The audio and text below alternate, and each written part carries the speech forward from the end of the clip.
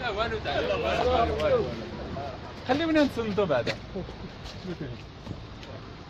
شكون المفترض انه يكون الخليفه ديال السي بن كيران السي علمها عند الله. لا والو والله مازال اش نقول لكم. غير التعليق ديالك على القرار ديال الملك. قرار الملك وانا داخل في قرار الملك. سدني امو الدوله. لا والو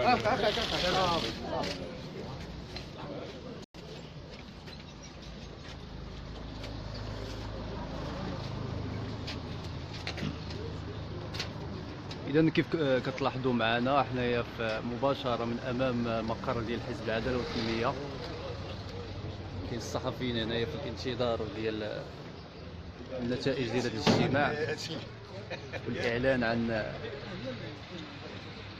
شكون هو اللي غيكون الخليفه ان شاء الله ديال السي بن كيران.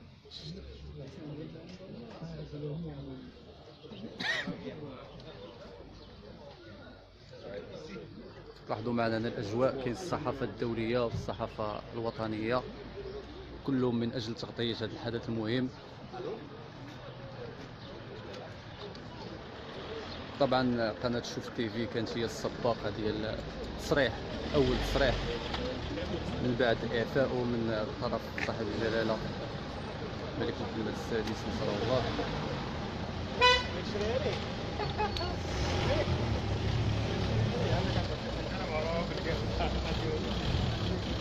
لاحظوا معنا مجموعه ديال الصحفيين جو من اجل التغطيه ديال هذا الحدث.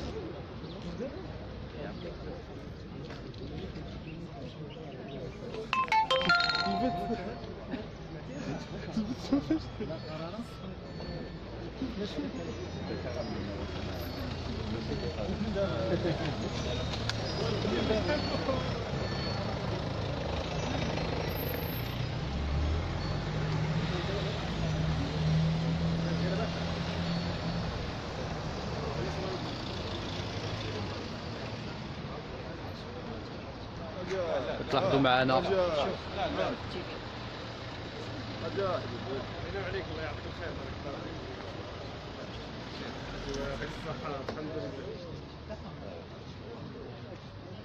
مجموعة من الصحفيين الآن في انتظار ديال خروج أعضاء الأمانة العامة.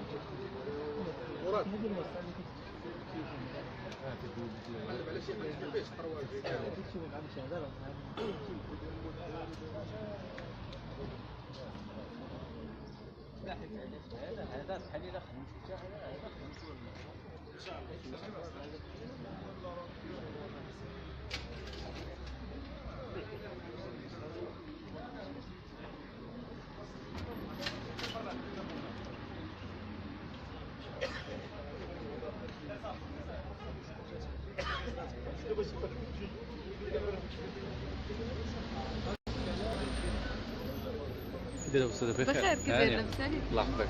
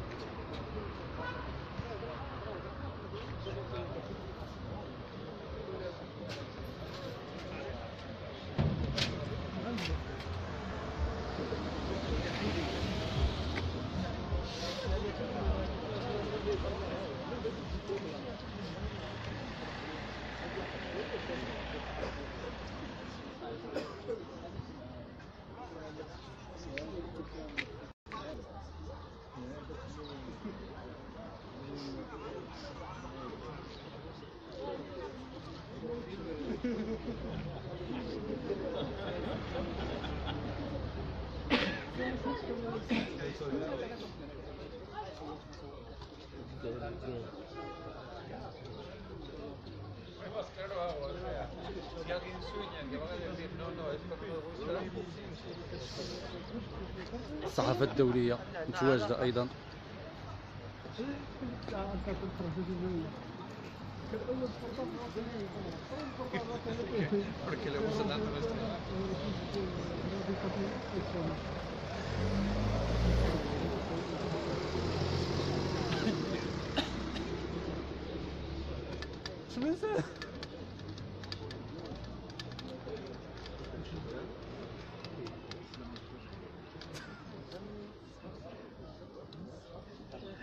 المباشرة. واش دابا تبقى تسال البلاغ ولا شنو دير؟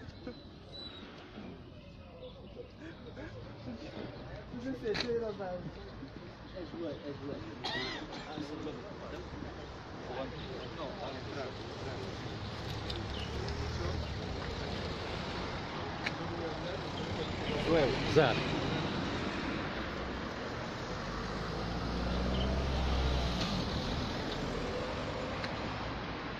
السلام عليكم. سيدنا بخير لاباس عليك؟ لاباس. انا اسمي عبد الحساس هذا من قناه الجزيره. كيداير بخير لاباس عليك؟ لاباس. الله يخليك في الرباط ولا في الرباط؟ بغينا واحد التصريح معاك على القرار تاع على البرا تاع الدول الملكي ديال البارح. وفاه الكيران